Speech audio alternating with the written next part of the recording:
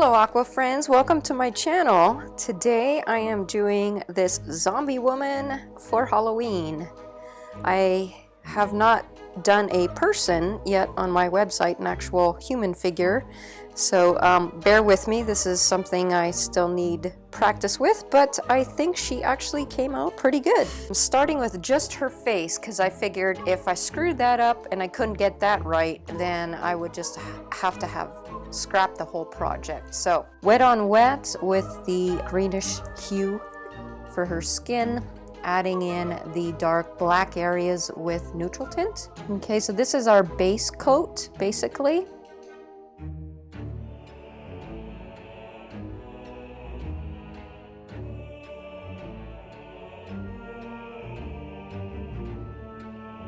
In the picture, this zombie woman has all these like cracks and almost like a crackled porcelain look. Kind of reminds me of Twilight.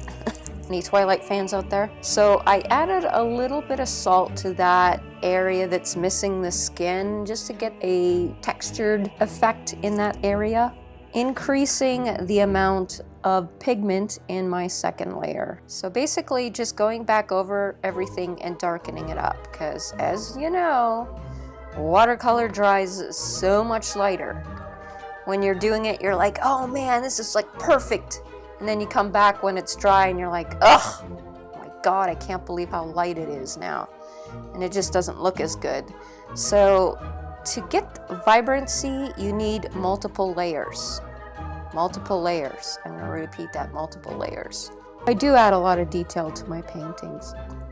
And if I was bolder and started off my bottom layer very, very dark, I could maybe save myself some time. But as I said before, you could always go darker. It's very, very hard to go lighter. I should also mention that certain papers take multiple layers a lot better. Arches is number one, I think, for watercolor artists. Most people use arches. It accepts multiple layers. The pigments are very vibrant on this paper, and you can lift. You can't lift as easy, but if you're a painter that likes to do multiple layers, that is a good thing, trust me.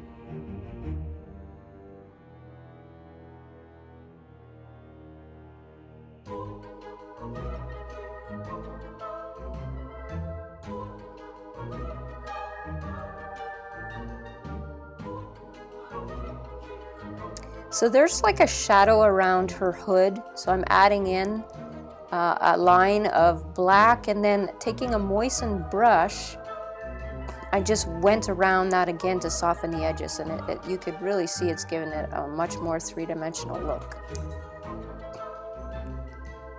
So from the reference photo, this one side of her face is pretty dark.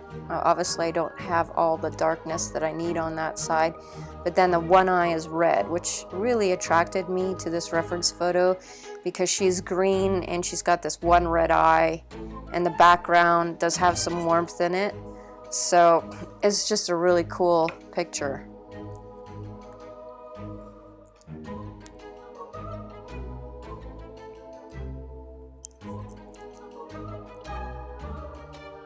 Putting in the eye, the pupils.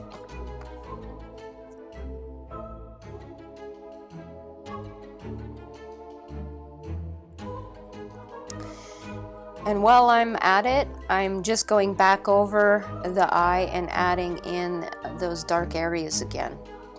taking advantage of the time to add as much as I can before I let it dry again.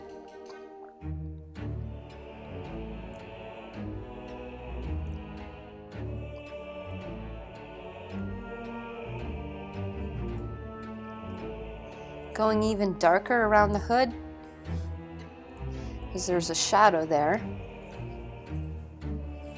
Adding in her really, really dark eye.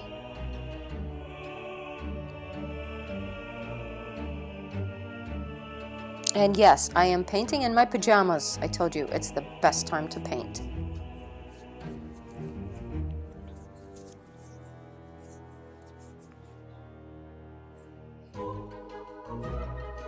Adding in more twilight effects for those vampire fans out there. Are you guys Team Jacob or Team Edward? I was totally Team Edward. And he's going to be playing in the new Batman coming out, and I'm like a total kid. I love superhero movies, so can't wait to see that.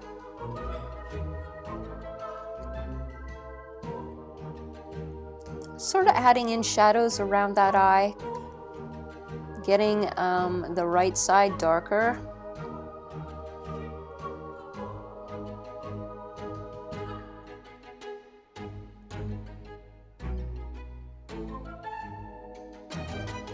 So the more black that I'm putting on it, the more kind of washed out she's looking, and she ain't looking so green anymore.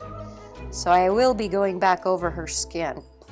Now for her hand, I thought it would be after doing the green first and then having to keep getting that tonal value of the black, I decided to go straight for doing the shadows of the hand first, and I'm using neutral tint to do that, as I did for her face as well.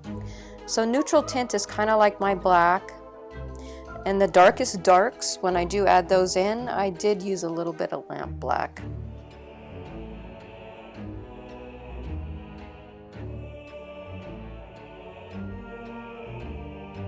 So going over and adding the green to her hand and more green to her face, and all the little cracks and stuff in her skin, I need to draw those in now so that they stand out better.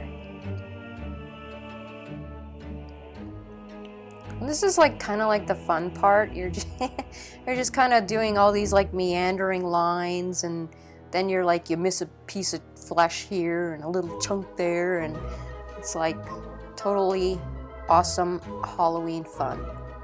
Grab yourself some Halloween snacks and get painting.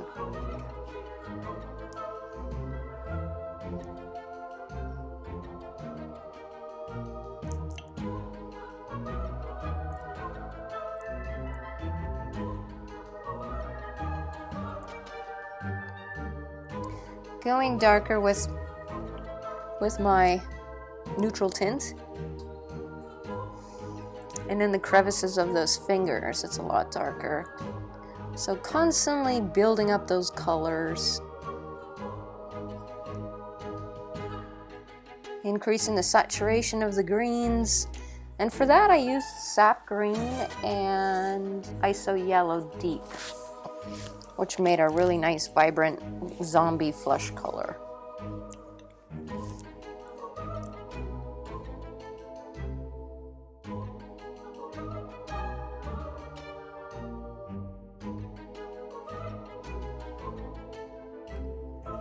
Alright, so now for her hood, I'm gonna work wet on wet. So the hood is like the main part of the whole painting, right? I mean, it takes up the most. So adding this much saturation to it, it's really warping my paper, as you can see. But for this layer, I'm keeping at it and getting down all the colors that I need for this initial layer.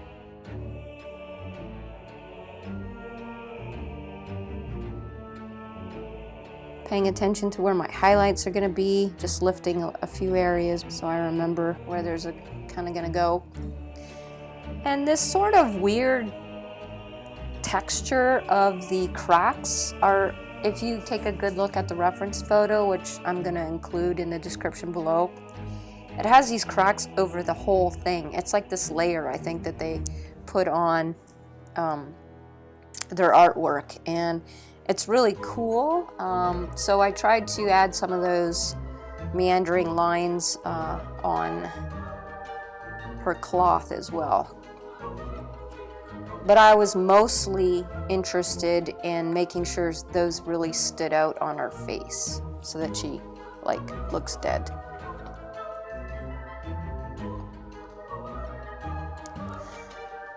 So as you see, I used a sponge there to lift, a damp sponge. Just got this on like Amazon. It does a really good job of having that really nice soft transition lifting effects. So on my second layer, adding a lot more neutral tint.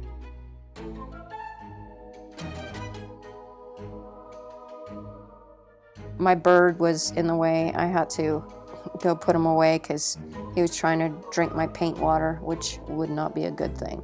So trying to go as dark as I need to go.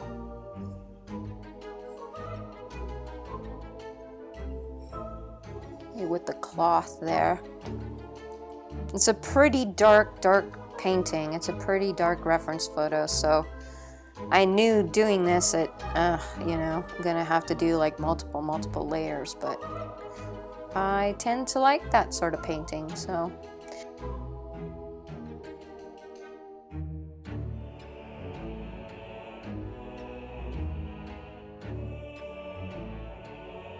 So what I'm doing here is, remember I told you the buckles, it just warped the paper too much, so I put a cotton cloth on top and I used a steam iron and then just put some heavy books on there for a good half hour. And it's like new, it's flat as a pancake so that I can work on it again.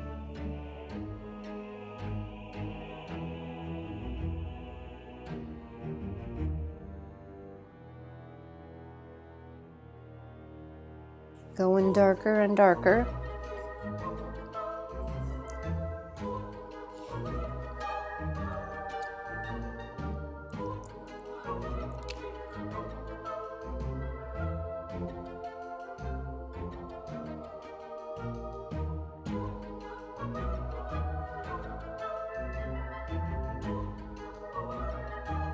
And notice I'm holding my brush kind of gingerly.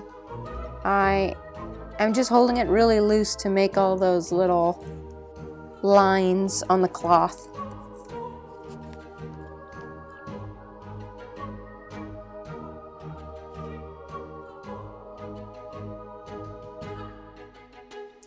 So now it's time for the background.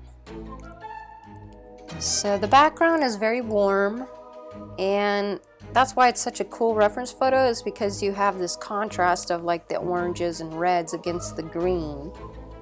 So I started off with some, of course, transparent pyrrole oranges, like my favorite color, and burnt sienna. And then I added in some neutral tint and just very loose background. My second layer, this is pure burnt sienna that I'm adding to the paper right now. Okay, pure burnt sienna. There goes the neutral tint, and just getting that on real nice and thick. Okay, using a little spritz of water so that everything kind of moves around really well, gets real soft. Okay, so getting towards the end here.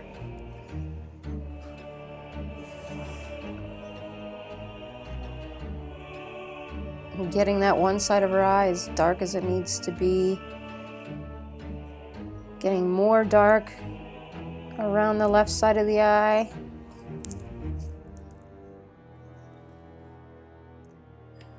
And one more layer on that background. Got it good and wet. I'm adding lots of neutral tint. I think I also used a little bit of lamp black.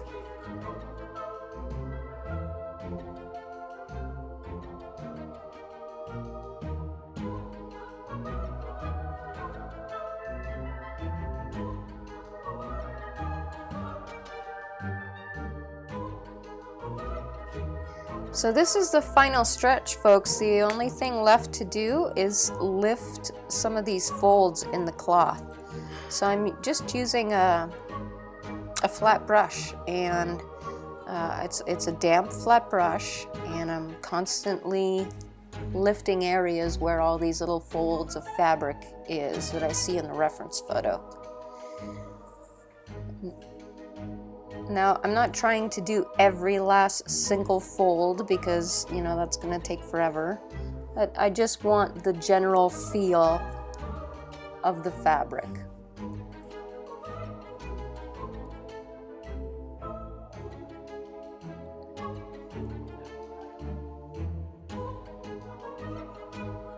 Okay, there's my sponge brush again. I'm using damp to lift paint. It's such a cool tool to have.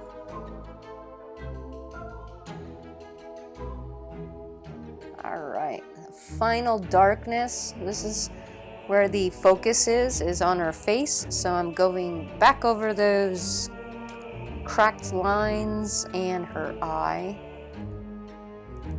to get it as spooky as I can.